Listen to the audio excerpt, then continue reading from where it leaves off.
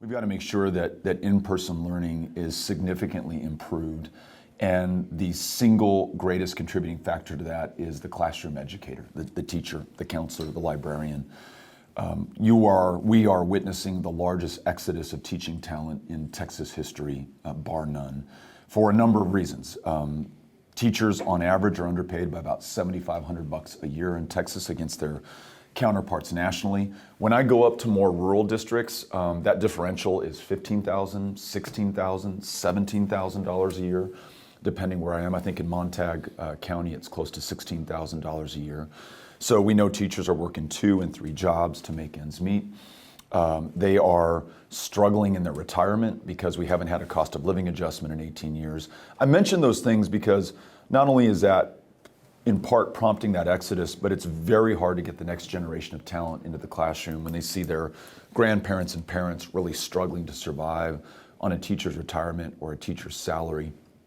Additionally, though very, very well-intentioned, I think the STAR test has failed to effectively measure what it was intended to assess.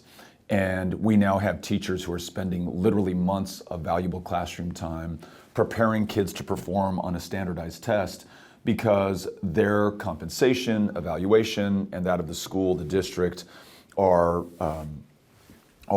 assessed based on those children's performance.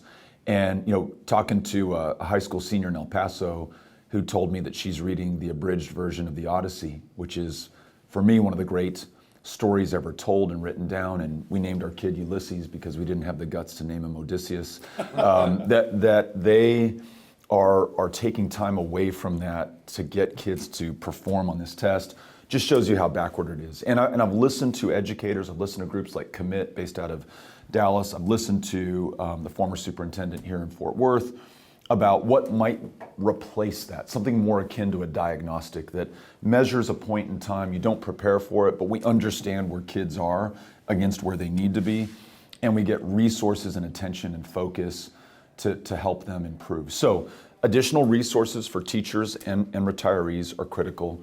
A replacement of the STAR test with something that's far more effective and constructive and helpful, without ever for a second relenting in accountability that we expect for the outcomes for those kids.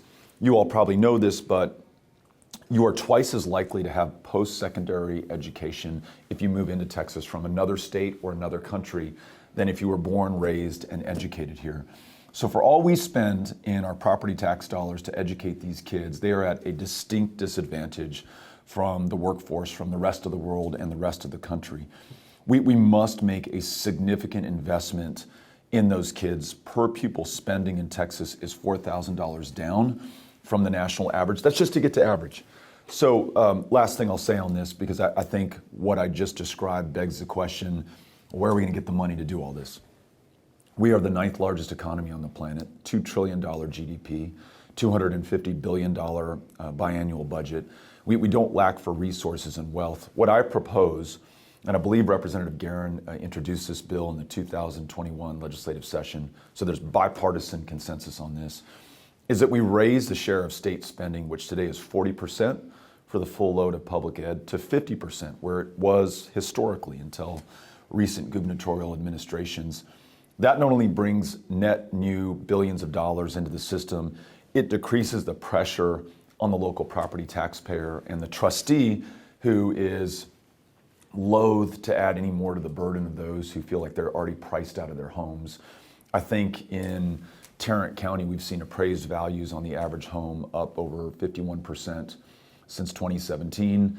I don't think homeowners can take it. In fact, I know they can't take anymore because that's what they tell me at these town hall meetings. So we can do this, we can pay for it, but we must set our sights on it or we're going to slip further behind the rest of the country and the rest of the state.